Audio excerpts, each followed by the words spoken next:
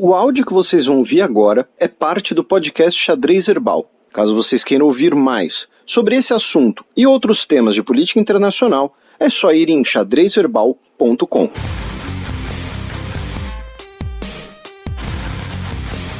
Giro de notícias.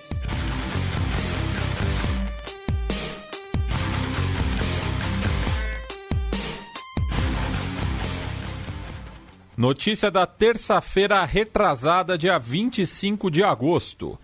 África é declarada livre de pólio.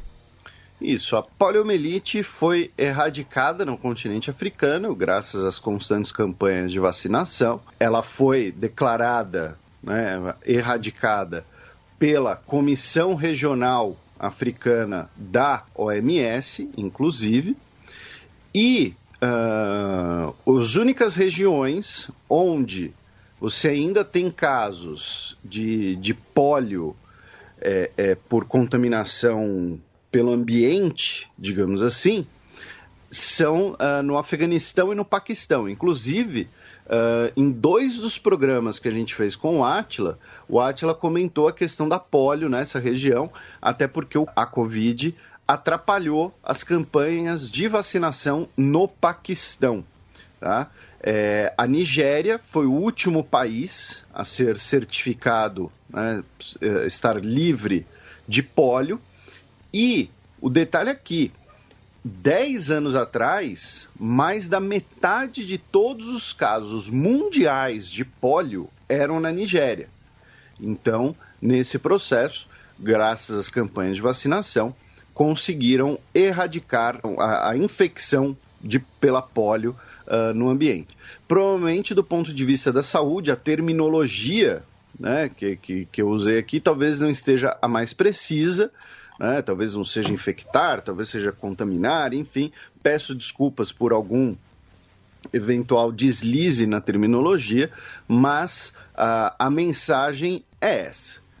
E, aproveitando, a gente ainda vai ter várias outras notícias africanas no programa de hoje, mas aproveitando, dando aqui uma continuação do tema principal, do nosso último programa, os militares golpistas no Mali chegaram a propor ali a ideia de um governo de transição, digamos assim, que duraria 3 anos e seria formado por integrantes das Forças Armadas, porém, com a visita e a negociação de uma missão da Organização dos Estados da África Ocidental e também pressão de outros países, incluindo a França, o presidente, ex-presidente, o Boubacar Keïta, foi libertado e o governo dos militares no Mali não foi reconhecido por ninguém.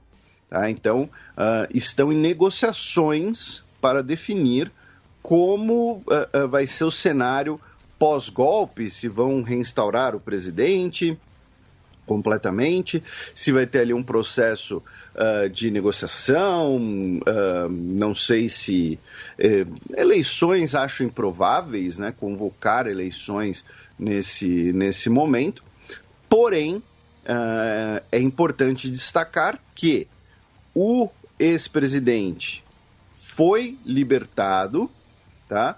E estão ocorrendo negociações com o governo golpista não sendo reconhecido por ninguém, basicamente. Ainda no continente africano, notícia da quarta-feira da semana passada, dia 26 de agosto. Sudão e Etiópia prometem lutar por acordo sobre barragem.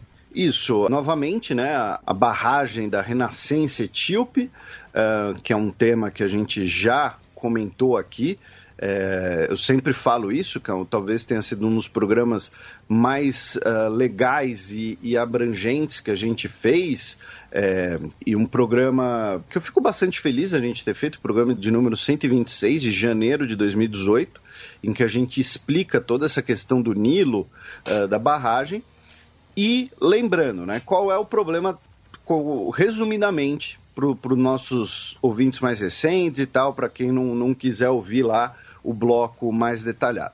A Etiópia está construindo uma barragem para gerar energia hidrelétrica e essa barragem vai afetar o fluxo do Nilo no restante do rio. E Egito e Sudão, especialmente, estão falando, olha, Etiópia, vocês têm que encher o reservatório da barragem de forma mais devagar, porque senão a gente vai ficar sem água. E a Etiópia está falando, olha, a água está aqui, eu vou encher a barragem, problema de vocês. O Egito sempre monopolizou as águas do Nilo, não estamos nem aí. Né? Não estamos nem aí, claro, não é um linguajar muito diplomático, é apenas um resumo anedótico. E o governo do Sudão, na semana retrasada, né, teve mais uma reunião com o primeiro-ministro etíope, o Abiy Ahmed. Ele visitou Khartoum, tá?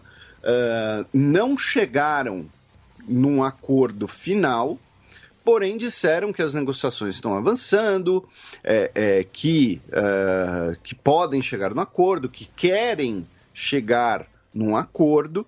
A grande questão, se Etiópia e Sudão chegarem no acordo, vai ser o Egito, porque o Egito, inclusive, é o que mais, digamos assim, protesta em relação a esse projeto etíope, dizendo que ele vai ser diretamente prejudicado, já que 90% basicamente da água do Egito vem do Nilo.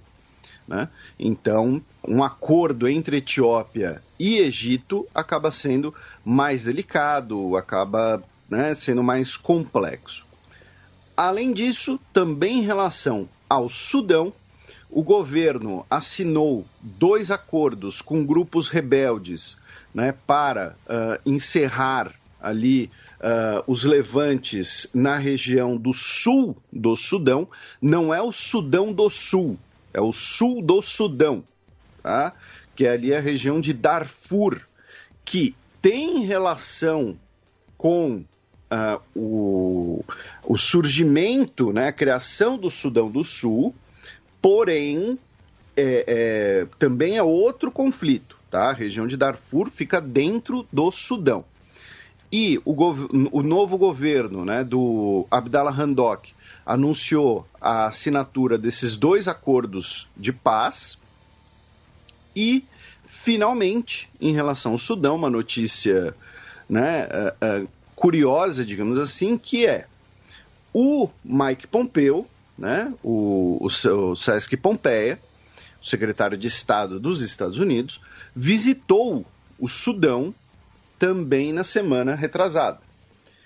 E disse que apoia o novo governo de transição, disse que os Estados Unidos apoiam a redemocratização do Sudão, né, que o Omar al-Bashir é bobo e feio e tudo mais, e que os Estados Unidos está disposto a retirar sanções contra o Sudão e tirar o Sudão da lista de países que patrocinam o terrorismo, desde que o Sudão pague 330 milhões de dólares em indenizações a vítimas americanas da Al-Qaeda.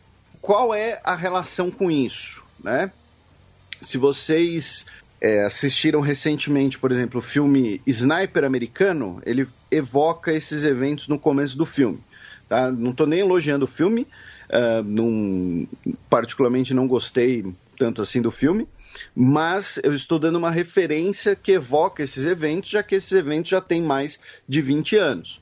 Que foi o seguinte: em 1998, as embaixadas dos Estados Unidos na Tanzânia e no Quênia foram alvos de atentados pela Al-Qaeda, com 224 mortos. Naquele momento, naquele período, o governo dos Estados Unidos disse que a Al-Qaeda, para realizar esses atentados, contou com apoio direto do Sudão, e a Al-Qaeda tinha bases em território sudanês. Tanto que, no governo Bill Clinton ainda, os Estados Unidos realizaram ataques contra essas bases da Al-Qaeda em território sudanês. E, no começo dos anos 90, o Osama Bin Laden, inclusive, era baseado no Sudão. Né? O comprovante de residência dele lá, quando ele ia assinar TV a cabo, era no Sudão.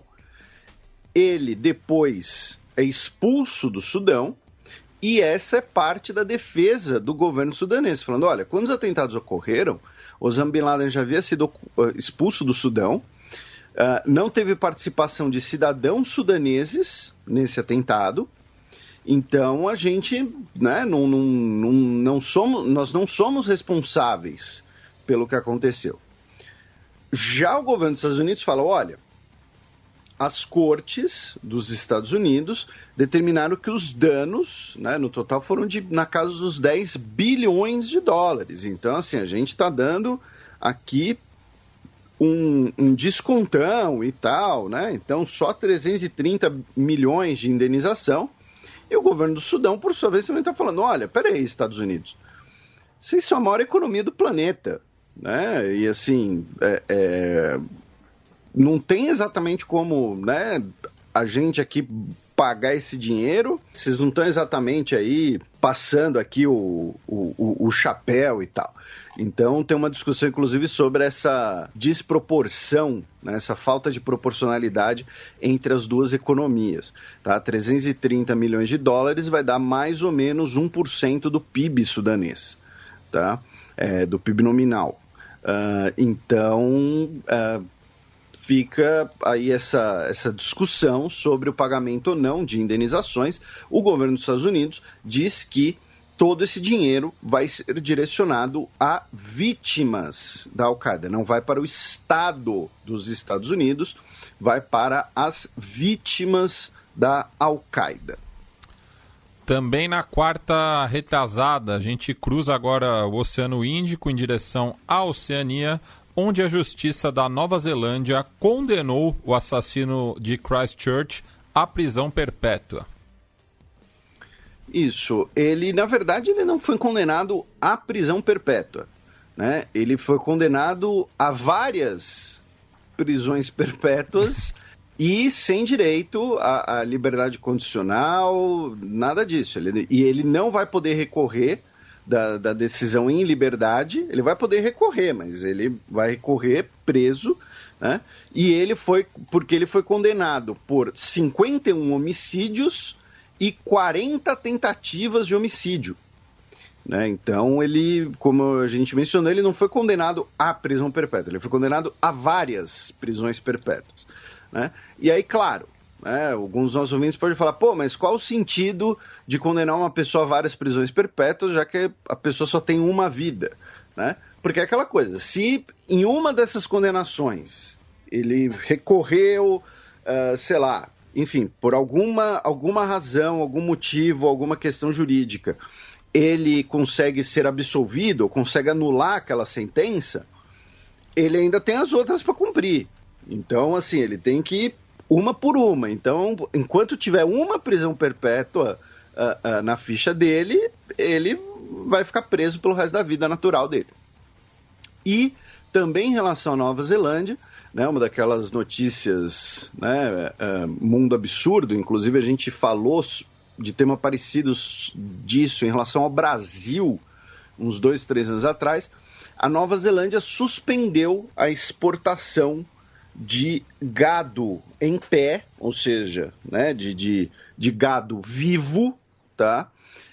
Depois que essa semana um navio que estava indo da Nova Zelândia para a China, chamado Gulf Livestock One, ele passou por um furacão, ele afundou, tá? O nome do furacão é Maisak, e dos 42 tripulantes, apenas um sobreviveu e 6 mil animais de gado bovino, tá? 6 mil vaquinhas morreram no naufrágio. Então, por conta disso, a Nova Zelândia disse que até definirem novos parâmetros de segurança e tudo mais, vai suspender as exportações de gado em pé, tá? Então, fica também essa atualização. E para fechar, notícia da última sexta-feira, dia 28 de agosto, já que milhares se reuniram em Washington para a histórica marcha pelos direitos civis.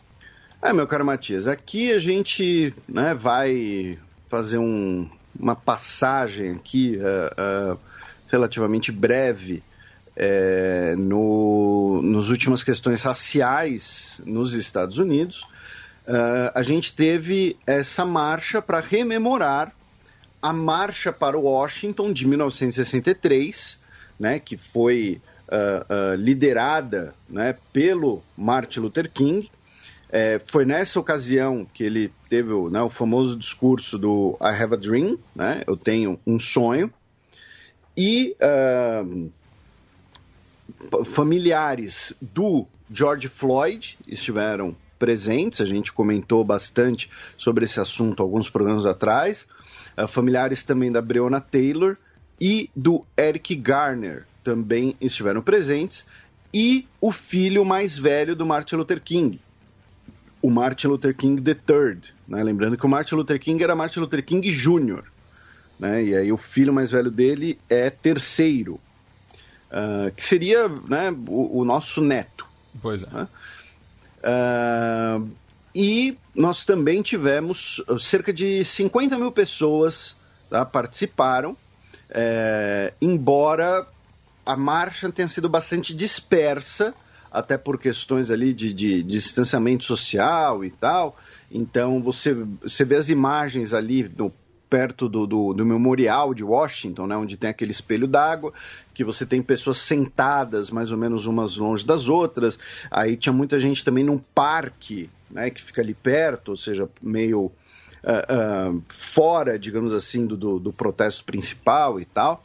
Mas, segundo os organizadores, somando, né, todas ali as pessoas, você tinha ali mais ou menos 50 mil pessoas. No protesto do Martin Luther King, né, no protesto de 63, você teve 250 mil pessoas e todo mundo ali em volta do espelho d'água, né? Aí tem imagens, inclusive, muito famosas dessa marcha.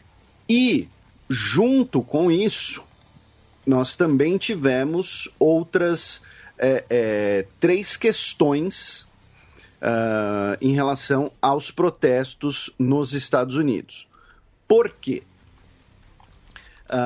Nós tivemos, no último dia 23 de agosto, um homem negro chamado Jacob Blake. A polícia foi chamada para resolver um caso de violência doméstica que envolvia o Jacob Blake.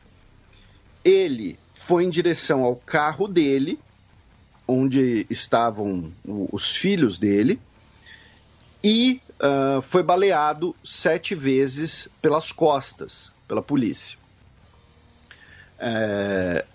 A polícia alega que agiu em autodefesa, porque achou que ele poderia estar indo pegar uma arma. Salvo engano, ele tinha uma faca no carro, alguma coisa assim. Porém, e tem imagens, para quem quiser ver, né? Porém as imagens são bastante fortes, que como a gente falou, são 7 tiros pelas costas. Né? O Jacob Blake vai ficar... E cabe lembrar que os filhos dele estavam no carro. Sim. Foram 7 tiros pelas costas na frente de crianças. E ele vai ficar paralisado da cintura para baixo. Ele sobreviveu, mas vai ficar paralisado da cintura para baixo. E também teve parte dos seus intestinos tiveram que ser removidos. É importante você ter lembrado desse fato, da paralisia, porque mesmo sem poder fugir, digamos assim, né, ele estava algemado no hospital. Ficou algemado durante alguns dias, mesmo nessa situação. Algemado na cama, né? Isso. Por conta da força das imagens, inclusive, nós tivemos boicotes nas principais ligas esportivas dos Estados Unidos, começando pelo Milwaukee Bucks. Por quê? Porque esse evento foi na cidade de Kenosha, no Wisconsin. E Milwaukee, que é a maior cidade do Wisconsin, não é a capital.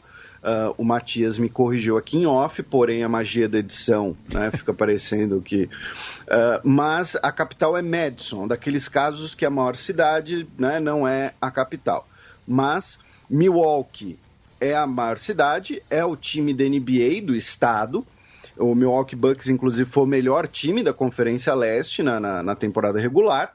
E os jogadores falaram que não iam jogar contra o Orlando Magic, né, em protesto. Isso na quarta-feira retrasada, né? Lembrando que a liga só foi retomada no sábado, após uma longa negociação. Isso, na quarta-feira, dia 26. Aí, outros times apoiaram, chegou a ter uma reunião, né, entre jogadores que quase optaram pelo fim da temporada, né? Tem um vídeo bastante emotivo do Doc Rivers, o técnico do Los Angeles Clippers, em que ele fala sobre esse assunto, né, sobre essa possibilidade de cancelar a temporada. E ele fala, nós amamos a América, mas a América não nos ama de volta. E ele ali claramente segurando o choro. E, inclusive, ele foi respaldado pelo Steve Ballmer, que é o atual proprietário do Clippers, né? Ele que é o doidão da Microsoft, né? Aquele cara que nos eventos da Microsoft está sempre lá berrando, pulando, gritando e tal. E ele, vamos lembrar, né? Você frisou que ele é o atual dono, porque o ex-dono do Los Angeles Clippers foi afastado pela organização por declarações racistas. Isso, o Donald Sterling. E aí outros times apoiaram a decisão, incluindo aí o LeBron James, né, que é o principal jogador do basquete atualmente, é considerado um dos maiores jogadores da história, né?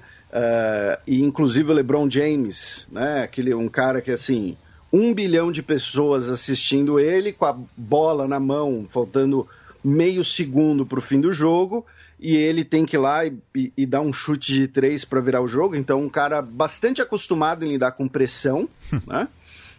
Não era o escolhido por último na aula de educação física, como algumas pessoas que falam que os jogadores da NBA não aguentam pressão, alguma coisa assim.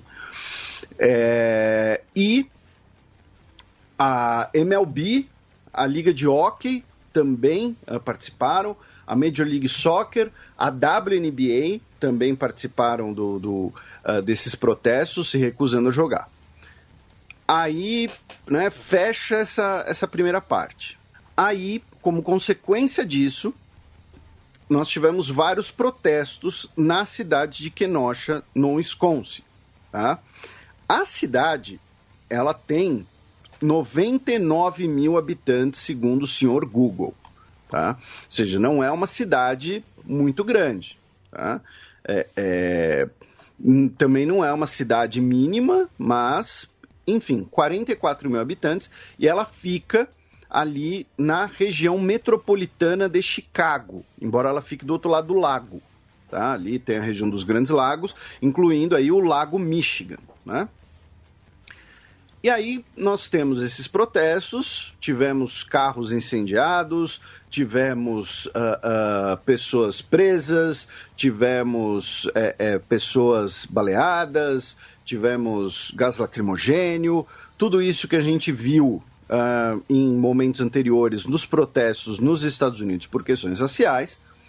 E aí a gente teve um evento dentro desse contexto que foi o seguinte: um adolescente chamado Kyle Rittenhouse, de 17 anos, da cidade de Antioquia, em Illinois, tá? Ou seja, em outro estado, embora, né, perto da fronteira, perto da divisa. Você citou Chicago. Chicago é a maior cidade de Illinois. Isso. E ele foi da cidade dele para Kenosha, tá? Participar da proteção à propriedade. Tá? Ele, junto com diversos outros grupos, diversos outros integrantes de vários grupos, formaram ali basicamente uma milícia, né, para patrulha, né, das ruas, incluindo ali integrantes, por exemplo, dos Boogaloo Boys, né, de grupos que são ligados a movimentos supremacistas brancos e tudo mais. Tá? Não estou dizendo que ele especificamente era ou não, até porque o meu espanto com essa situação toda é outro. Né? Daqui a pouco eu falo isso. Mas, enfim, juntou ali com um grupo de pessoas armadas para participarem da patrulha das ruas, né? Para participarem ali da defesa da propriedade contra os manifestantes que seriam ali de extrema esquerda, que seriam comunistas ou que seriam querendo começar uma guerra racial, alguma coisa assim. Aí, esse Kyle Rittenhouse, ele estava na frente de uma revendedora de carros e são ouvidos disparos que, pelas imagens, não dá para determinar se são dele ou se são de alguma outra pessoa. O fato é, são ouvidos disparos e, com isso, pessoas começam a perseguir o Kyle Rittenhouse. Possivelmente porque ele realizou os disparos ou achavam que ele disparou os disparos. Uma dessas pessoas era um residente de Kenosha chamado Joseph Rosenbaum, de 36 anos, e o Rittenhouse dispara contra o Rosenbaum e acerta 4 tiros nele.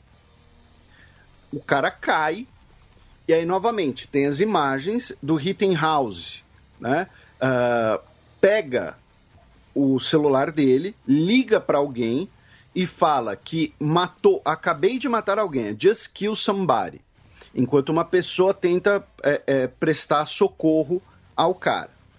Nisso, o Rittenhouse começa a correr, porque várias pessoas vão atrás dele. E aí é um outro vídeo, em que ele está correndo ali por uma avenida, pessoas correndo atrás dele.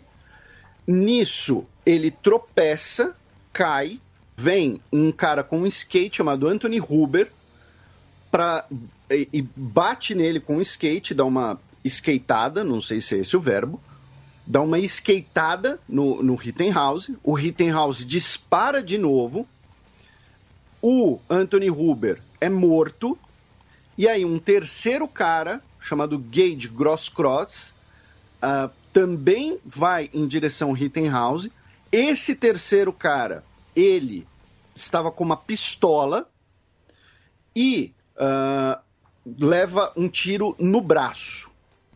Nisso, o Rittenhouse levanta, vai em direção à polícia com as mãos para cima.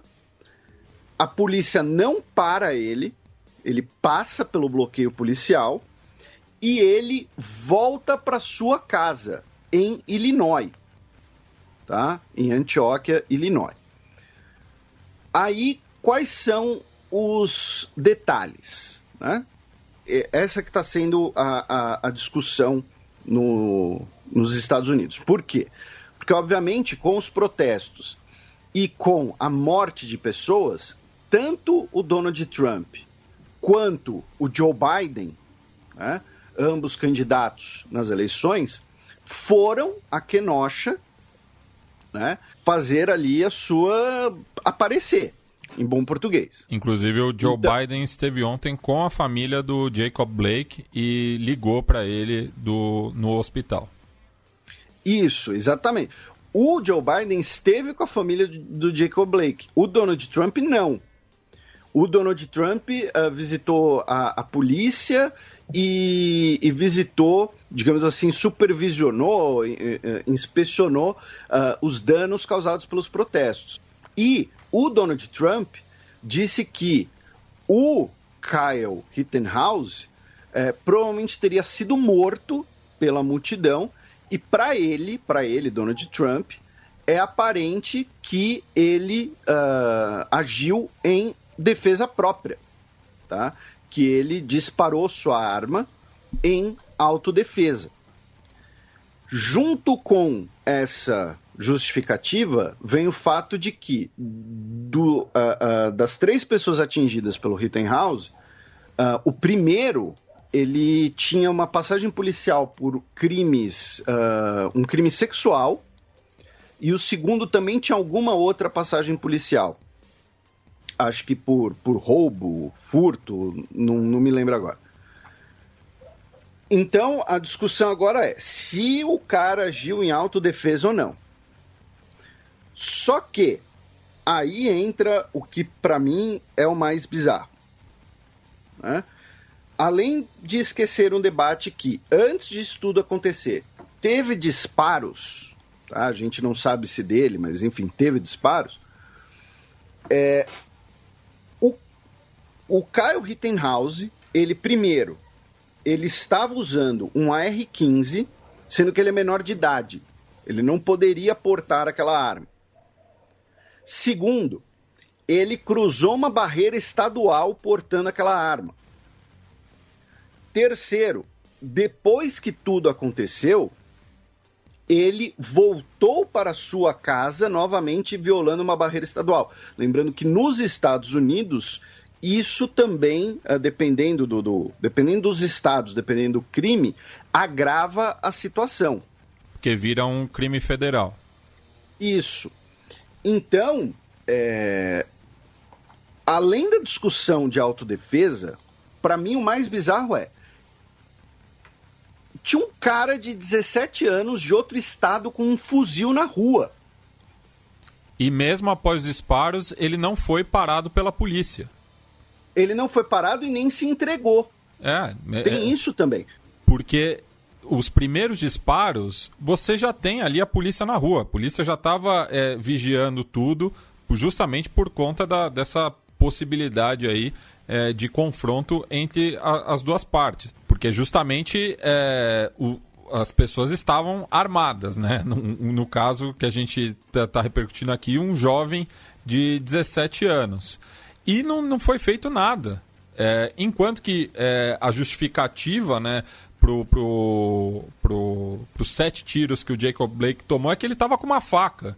Então, veja só, a mesma polícia que atira pelas costas de uma pessoa que estaria com uma faca, ela deixa um jovem com um fuzil de assalto passar como se não fosse nada após ouvir os disparos.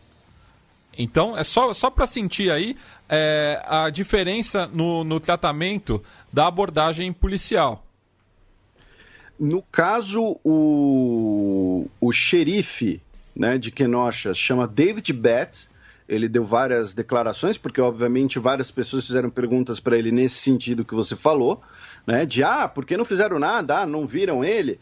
A polícia deu garrafas d'água para as milícias dos Boogaloo Boys, agradecer a presença deles e tudo mais. Mas, como eu disse, para mim, além de ser bizarro em qualquer aspecto, né, você ter ali uma pessoa de 17 anos portando um fuzil no meio da rua,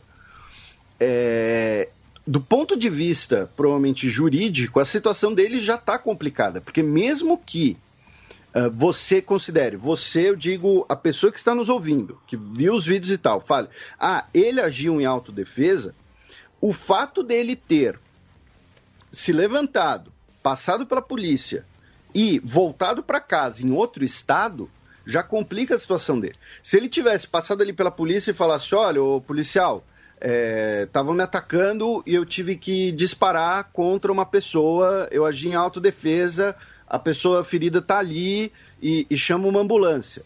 Seria uma coisa. Mas não, ele passou direto e voltou para casa, em outro estado. Como, né, se não tivesse acontecido nada. Então, do ponto de vista jurídico, imagino eu, a situação dele já está complicada, mesmo que os advogados dele, ou até mesmo parte de um clamor popular, provem que ele agiu em autodefesa. Porque ele, o comportamento posterior dele foi de evadir a cena e cruzar uma barreira estadual. Uma vaquinha feita por um site ligado ali a uma apresentadora, uma comentarista da Fox News, já levantou $700 mil para pagar os custeios de defesa dele. E ele está preso em Illinois, num centro de detenção juvenil, porém, o estado de Wisconsin já pediu a extradição dele para ele ser julgado em Wisconsin, onde ele será julgado como adulto. Tá? Então, também tem essa questão. E, claro, vamos fazer um lembrete aqui. A gente está resumindo tudo isso muito bem, porque, teoricamente, a gente está no primeiro giro de notícias ainda. Né? Só que o problema é que ainda tem mais 2 notícias em relação a isso. Uma delas é que foram divulgadas agora, nessa semana, tá? Nessa semana, dia 2, imagens da morte de um homem chamado Daniel Prude, de 41 anos, que morreu no dia 30 de março, depois de uma abordagem policial.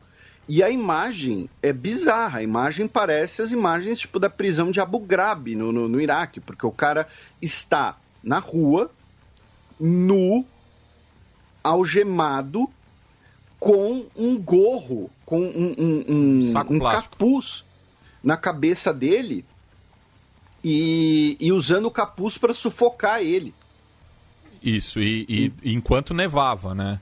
E como você bem frisou, ele estava nu, e a família diz que ele tem distúrbios psíquicos.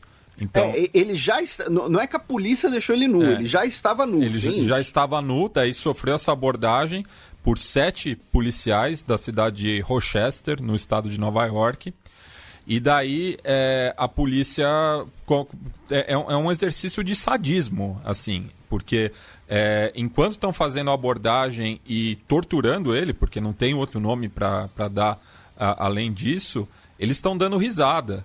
E a desculpa para a qual eles colocaram o saco na cabeça do Daniel Prude era porque eles tinham medo de se infectar por conta do coronavírus, né? Só que nenhum dos policiais estava com máscara. E outro detalhe é que quem chamou a polícia foi o irmão dele, o Joe Prude, dizendo, e ele fala assim na matéria: liguei para que ajudassem meu irmão, não para que o linchassem.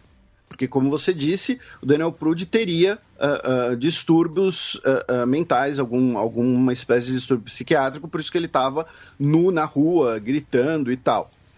Então, só que as imagens só chegaram agora, são as imagens da body cam do sargento Michael Magri. E ontem, os 7 policiais foram suspensos, né, da polícia de Rochester.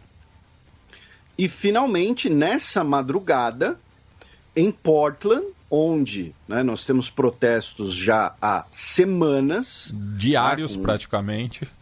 Com dezenas de presos e tudo mais. Um cara chamado Michael Reynolds, de 48 anos, que se declarava antifa, ele baleou e matou um integrante de um grupo, agora, né, do outro lado, digamos assim, o grupo Patriot Prayer, né, oração patriota, chamado Aaron Danielson. E o Michael Reynolds foi filmado fazendo isso, a polícia foi atrás dele, foi persegui-lo, enfim. Disse que o Michael Reynolds estava armado, teria ameaçado ali os policiais, né? Se você chegar perto, eu vou atirar, alguma coisa assim. E ele foi baleado e morto nessa última madrugada pela polícia, tá? Então, tem esse episódio, como eu disse, é dessa última madrugada, e o fato ocorreu em Lacey, que é no estado de Washington, 190 quilômetros ao norte de Portland. Portland fica no Oregon, e Washington, nesse caso, é o estado, tá? Onde tem a cidade de Seattle, não Washington, a capital dos Estados Unidos. Costa Oeste, não Costa Leste. Isso. Notícia da última sexta-feira, dia 28 de agosto. Abe Shinzo, primeiro-ministro do Japão, renuncia por problemas de saúde.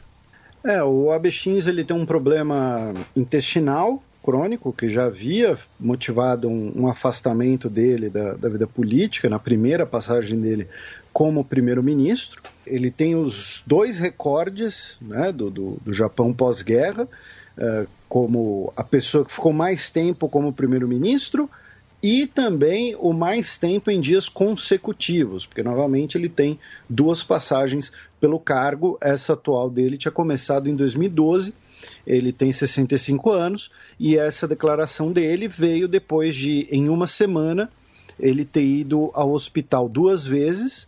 Uma dessas idas ao hospital, segundo a imprensa japonesa, ele passou ali várias horas no hospital, teria feito vários exames e tudo mais. Ele tem uma colite ulcerosa, né? Colite, inflamação do cólon, né?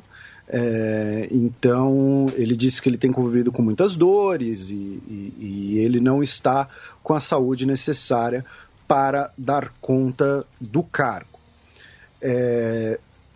Gostaria de deixar muito claro que eu não estou duvidando da saúde dele, não estou duvidando quando ele diz que sente muitas dores, não estou duvidando da seriedade do problema dele. É um tipo de coisa que, se não tratado, pode causar mortes, inclusive, por exemplo. Mas também acho interessante destacar que ele estava com a sua popularidade nas pesquisas no menor índice do seu governo, de todo o governo dele, e ele estava começando a enfrentar uma espécie de descontentamento dentro do próprio partido, né? E por isso ele não tinha muita margem de negociação no parlamento, mesmo com o seu partido sendo o mais numeroso. Agora vai ser mais ou menos quando a Theresa May renunciou. O partido dele, o Partido Liberal, vai fazer uma eleição interna para definir o sucessor do Shinzo Abe, ou do Abe Shinzo, que vai cumprir o restante do mandato. Tá? Então, assim, não é que o partido vai eleger a pessoa que vai governar o Japão pelos próximos 4 anos. Não. Vai cumprir até o fim do mandato, que é ano que vem, justamente. O Japão vai passar por eleições no ano que vem. Então, está aí um panorama mais básico. E, além disso, também relacionado ao Japão, as Ilhas Maurício vão pedir uma indenização de 34 milhões de dólares ao Japão pelo vazamento do petroleiro japonês, e esse dinheiro será direcionado aos pescadores que tiveram o seu meio de vida, né, prejudicados, afetados, já que foram mais de 1.000 toneladas de petróleo. É bom lembrar que a tripulação do navio ela agiu muito bem, conseguiram impedir um desastre ainda maior, porém, ainda assim, são 1.000 toneladas de petróleo no mar e numa área, inclusive, que pelo que eu li, pelo que eu acompanhei, é uma região ali onde os peixes vão para procriar, enfim, teria uma questão ali da própria sustentabilidade da vida marítima na região. Tá? E, além disso, também temos protestos nas Ilhas Maurício, porque cerca de 38 golfinhos morreram na região afetada pelo óleo. Porém, os golfinhos, aparentemente, não estavam com manchas de óleo, não estavam afetados diretamente pelo óleo.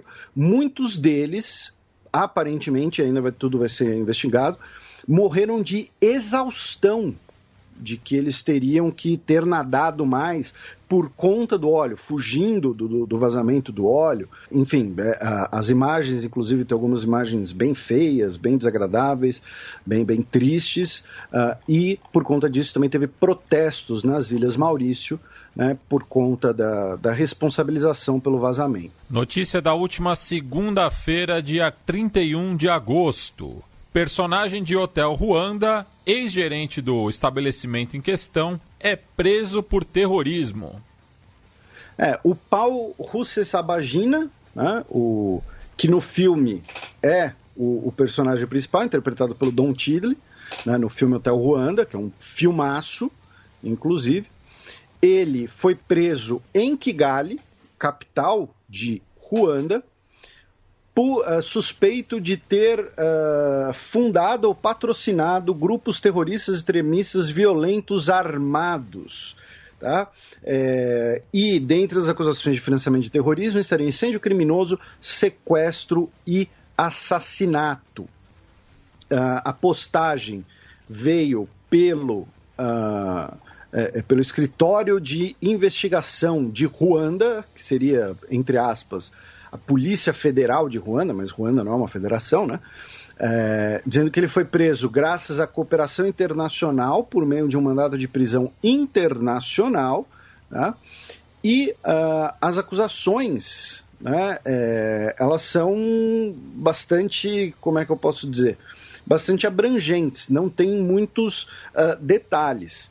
A questão é que ele recentemente disse que seria possível, né, um genocídio em Ruanda, um novo genocídio em Ruanda, só que dessa vez dos Tutsis contra os Hutus. Tá? E dizem que isso acabou motivando uma reação do governo que deu um jeito, digamos assim, de prendê-lo, de acusá-lo criminalmente. Tá? Segundo a Procuradoria de Ruanda, ele teria financiado grupos terroristas, como, por exemplo, a Frente de Liberação Nacional, né, que age no Burundi, no vizinho. Lembrando que a questão Tutsi e Hutu que existe em Ruanda também existe no Burundi, só que invertida, né, numericamente falando. Então, ele deu essa declaração e, enfim, e aí o governo teria dado um jeito de prendê-lo. Ou então ele, de fato, teria mandado dinheiro, teria colaborado com as atividades da Frente de Libertação Nacional, que é considerado pelo governo de Ruanda um grupo terrorista. Lembrando que ele é Hutu, né, e era casado com uma mulher Tutsi, né? Isso. E a gente tem um Fronteiras contando a história de Ruanda e que a gente, obviamente, fala do genocídio. Bem, duas notícias da última terça-feira, dia 1º de setembro. Finalmente acabou agosto, né? Zimbábue devolverá terra confiscada de agricultores estrangeiros. Isso. As propriedades que foram confiscadas em 2000 e 2001...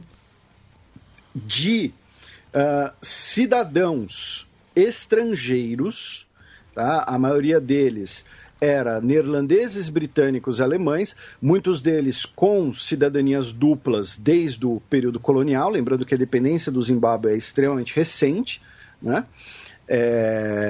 E esses fazendeiros que tiveram suas propriedades confiscadas serão indenizados, tá? Eles não vão receber as suas terras de volta, digamos assim, integralmente. Parte da devolução pode ser via terras e parte da indenização vai ser via grana, tá? Pagamento de indenização em dinheiro, lembrando que a situação financeira do Zimbábue passa longe de ser uma situação, digamos assim, confortável, tá?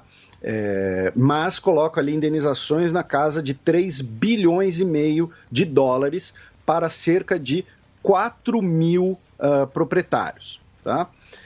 Aí, junto com isso, os ministros da Finança e da Agricultura disseram que fazendeiros brancos locais, ou seja, que não tenham nacionalidade europeia, não sejam estrangeiros, estarão num programa paralelo de indenização, tá? E nas terras que forem devolvidas aos fazendeiros brancos que optarem por isso, porque é o seguinte, o fazendeiro que teve a sua terra confiscada, ele pode virar e falar, olha, não quero mais terra, não estou mais no Zimbábue, não quero voltar para o Zimbábue, estou morando nos Países Baixos, então quero minha parte só em dinheiro. Ok.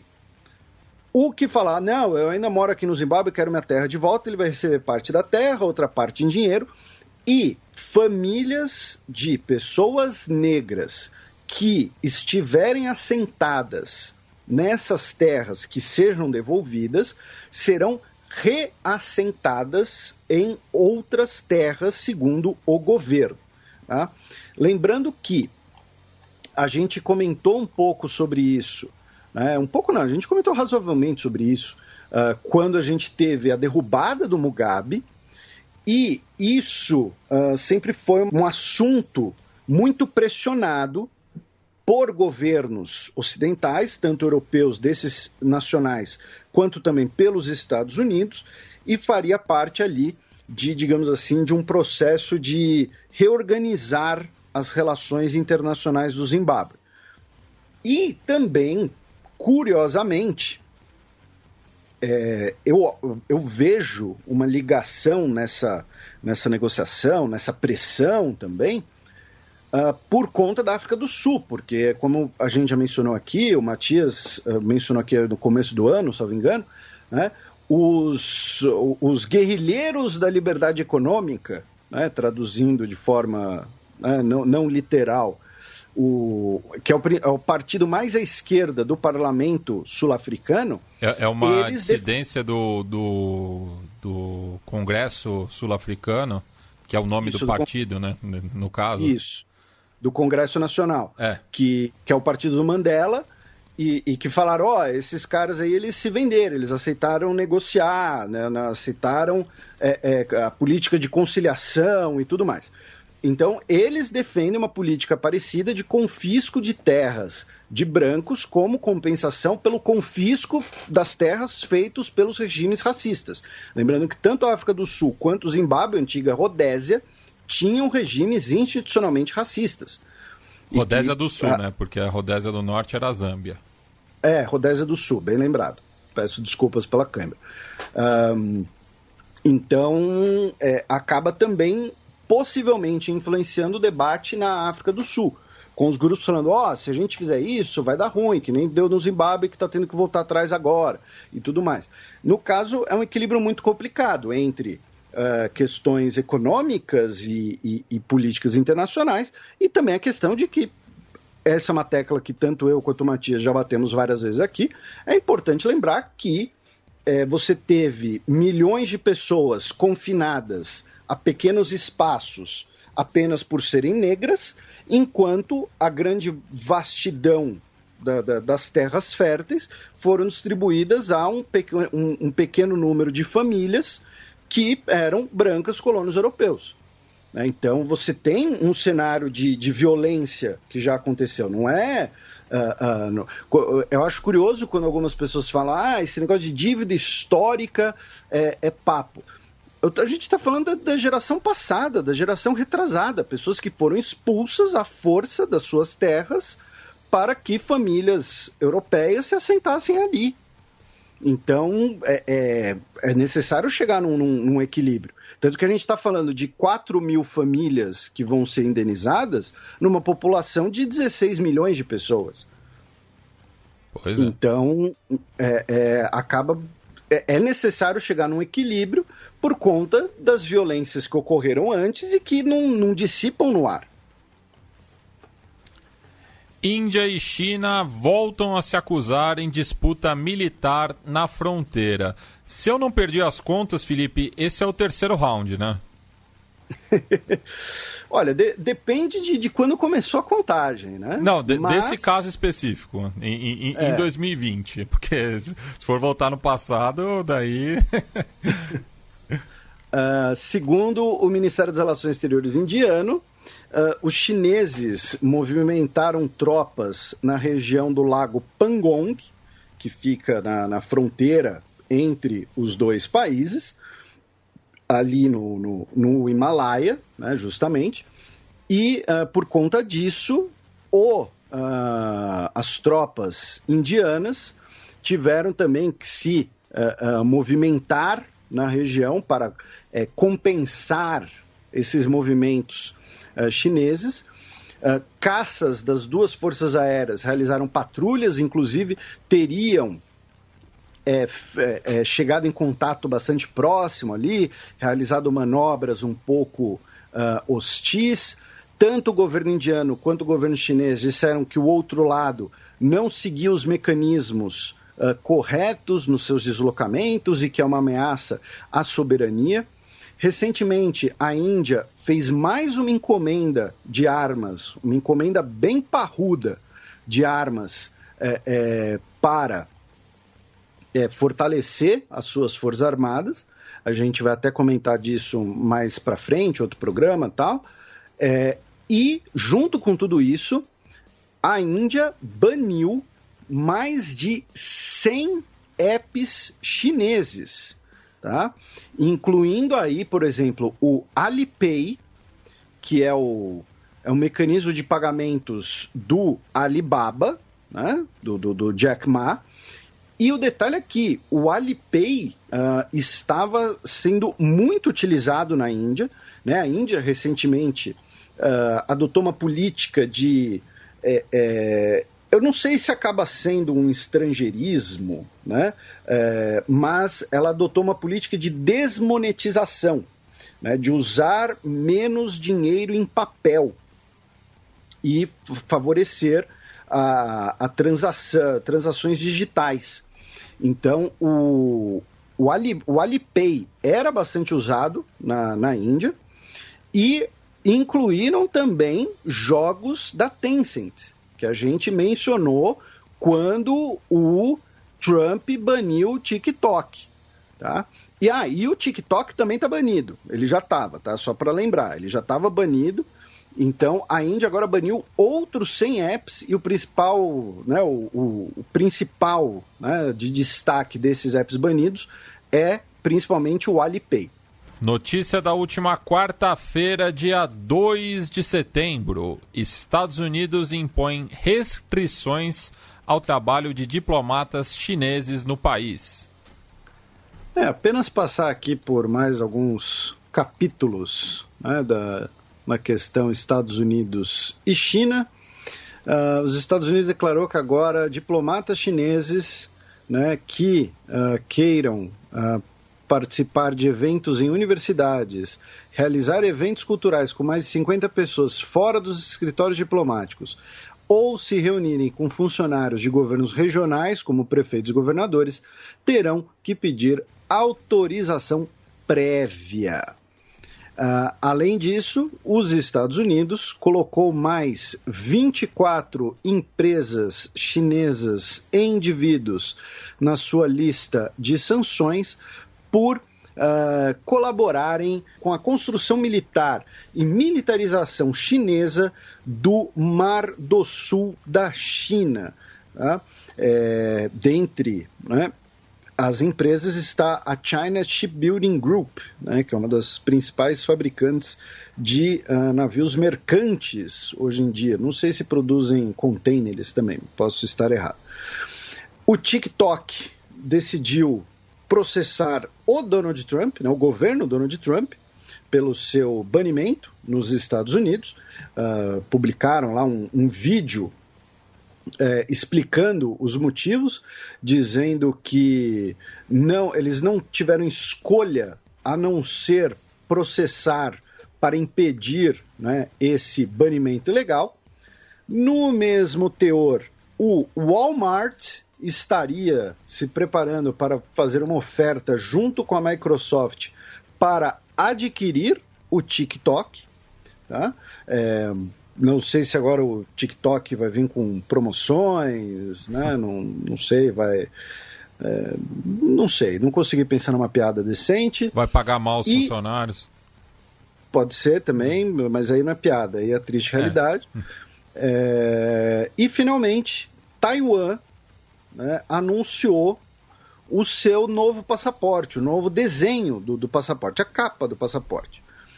E por que isso é uma notícia? Porque antes estava escrito Republic of China e Taiwan, tanto em inglês quanto em chinês.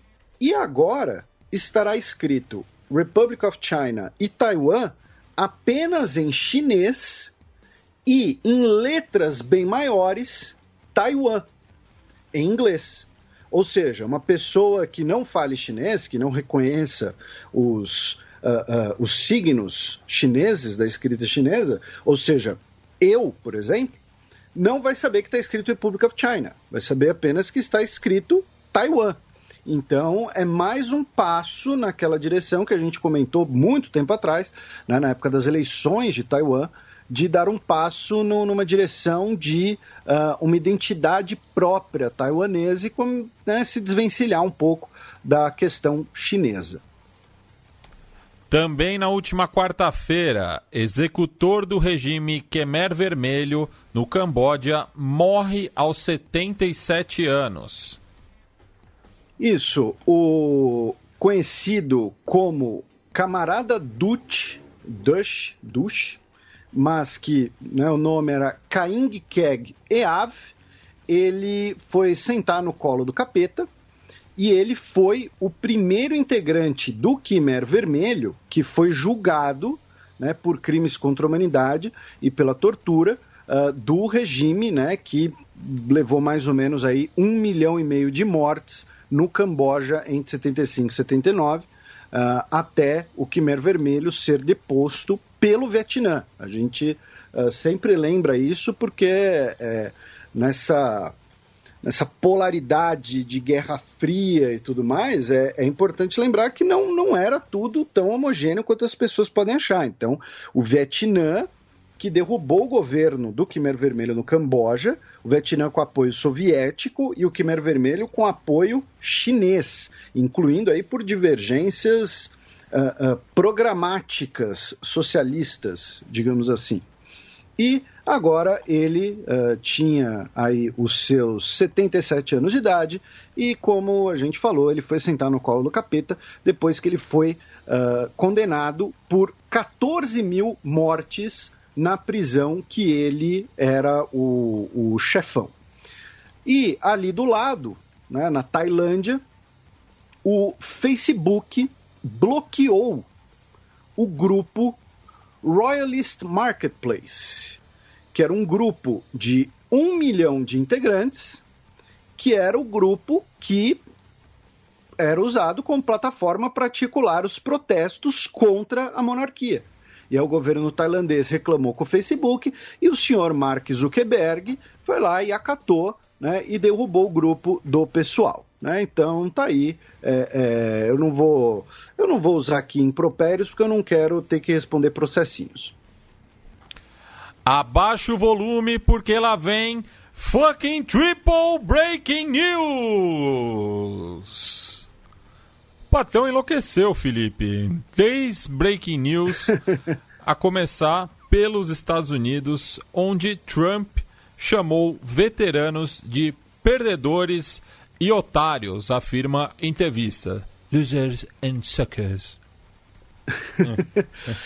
Saiu uma matéria na revista The Atlantic, né, na última madrugada, né, quando a revista foi publicada, né, online, inclusive.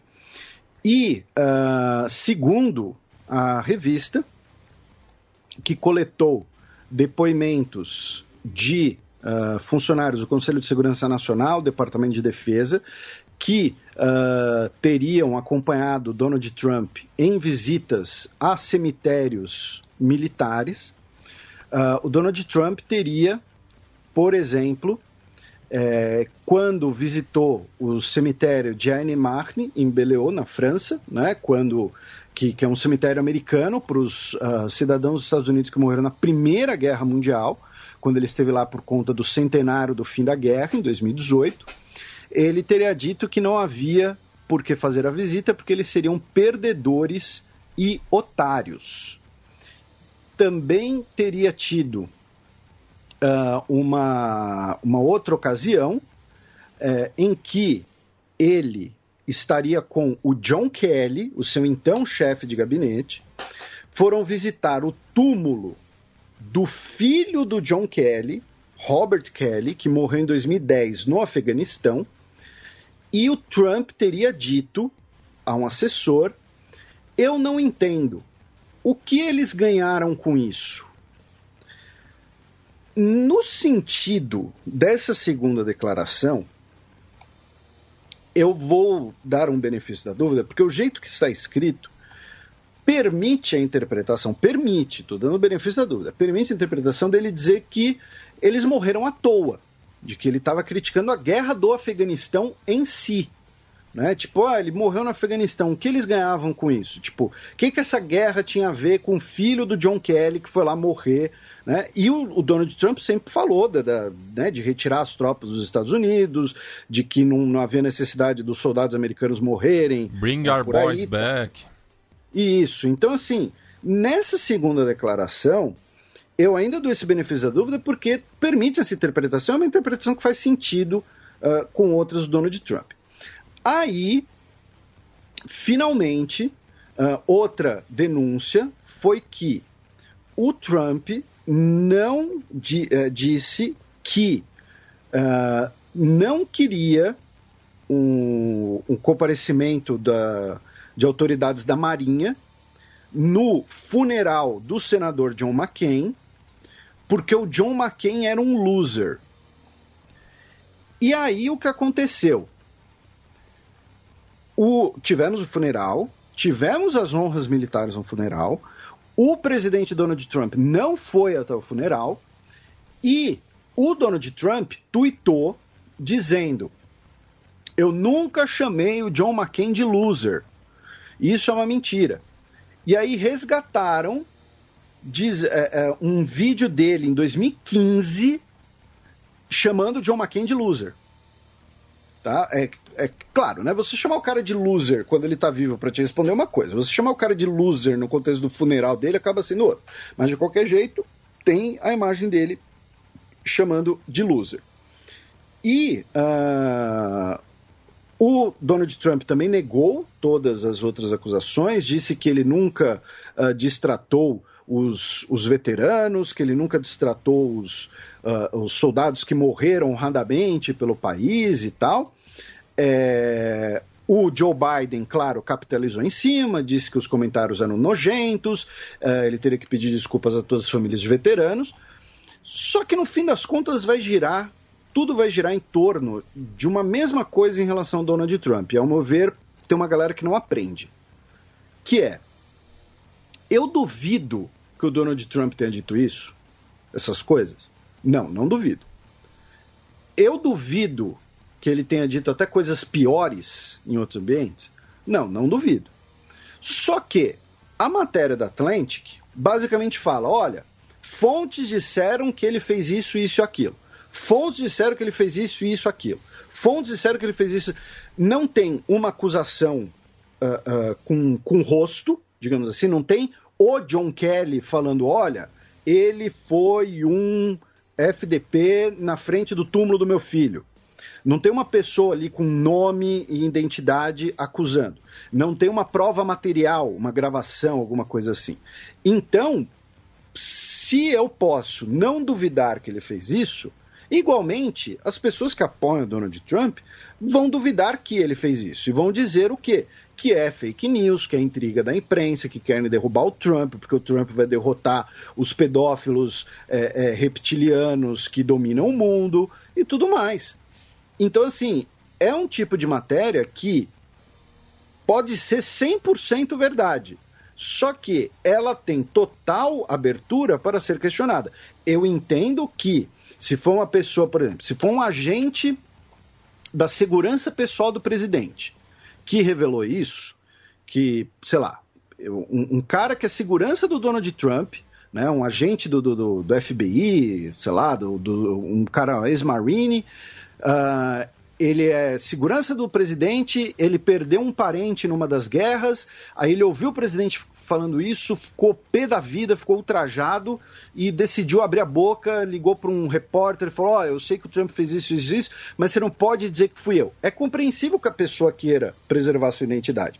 O que eu estou questionando é o veículo de imprensa não ver que o Donald Trump, no fim das contas, se alimenta desse tipo de coisa, sem uma acusação formal, ser uma acusação com nome, com circunstância ou com provas materiais. Se mesmo quando tem provas materiais ele já acabou se fortalecendo, imagina assim. Então, em relação a essa questão da Atlântica, é isso.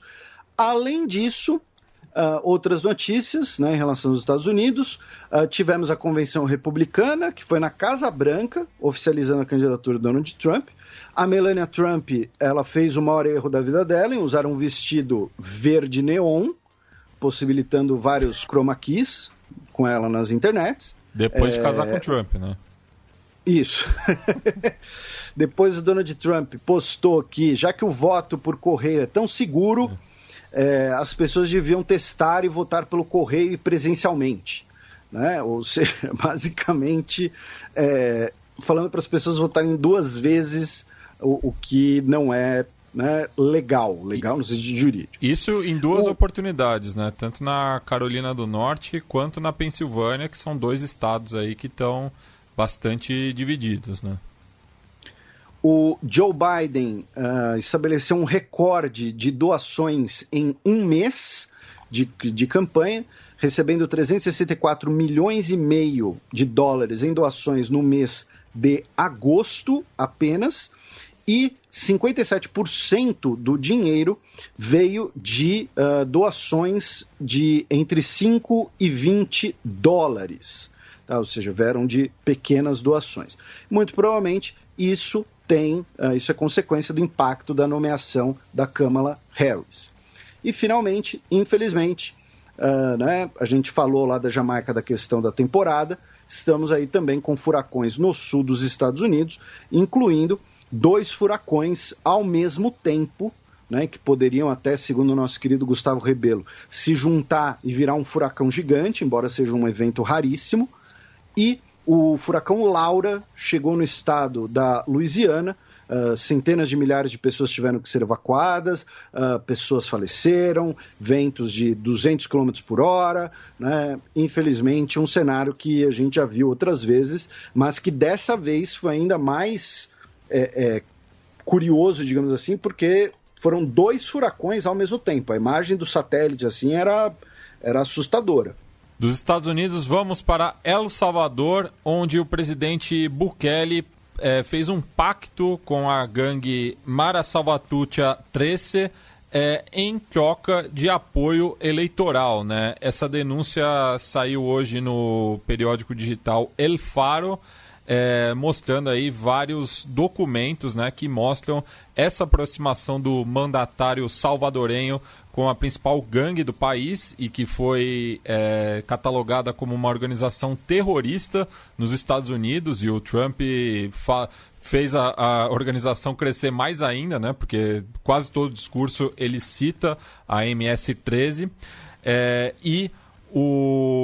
esse acordo, né, entre o governo salvadorenho e a principal gangue do país tem a ver com as eleições parlamentares que serão realizadas em fevereiro do ano que vem, já que a principal plataforma de campanha do Nayib Bukele é o combate ao crime organizado, e daí ele pediu por uma pacificação nas ruas em troca de benefícios aos presos filiados à gangue, né?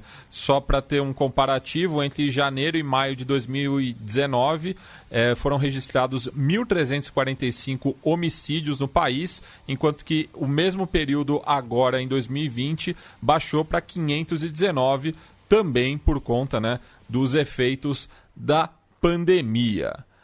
E só como curiosidade, Felipe, uma das regalias, né, que os presos da MS-13 teriam nos presídios seria a venda de produtos de uma cadeia de frango frito, a Pollo Campero. É tipo Pojos Hermanos, assim. Sérvia e Kosovo fecham acordo para normalizar relações econômicas. Esse também é uma notícia de hoje, tá?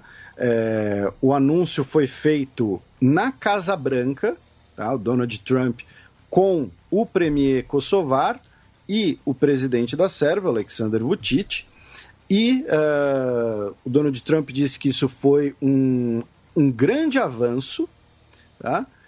E não é um reconhecimento, né, de uma independência, de uma soberania sérvia, para a expansão da cooperação econômica, especialmente questões ali alfandegárias, né, e fronteiriças. Tá? É interessante que o acordo também, aí talvez por razões eleitorais também, mas também envolveu a questão de Jerusalém. Por quê?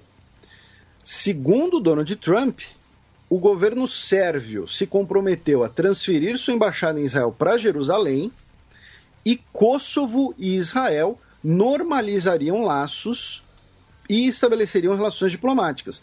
Caso Kosovo venha a abrir uma embaixada em Jerusalém, vai ser a primeira representação diplomática de um território de maioria muçulmana. É bom lembrar que a maioria dos kosovares são muçulmanos, né?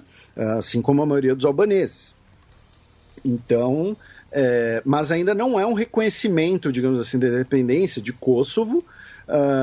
Provavelmente o benefício da Sérvia vai ser em questões econômicas, talvez investimentos dos Estados Unidos, não sei, alguma coisa assim. Vamos ficar de olho, mas foi um anúncio, digamos assim, um pouco mais tímido do que uma normalização completa de relações.